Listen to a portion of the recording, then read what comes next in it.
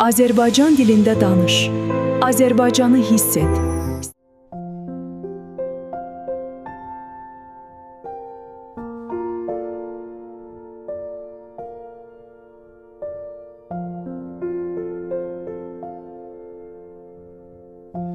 Qurbanam ana, mən səni səslədim, mənə can dedin, can diyen diline qurbana ana.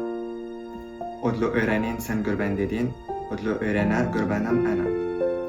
Deyirdin ne zaman yaşla dolarsan, boyuna baxaram mənsə doymadım.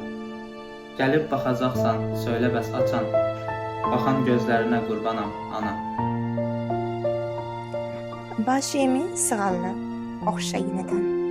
Zerif ellerine qurbana ana, meni qırq eledin mühabbetine, saf mühabbetine qurbanam ana.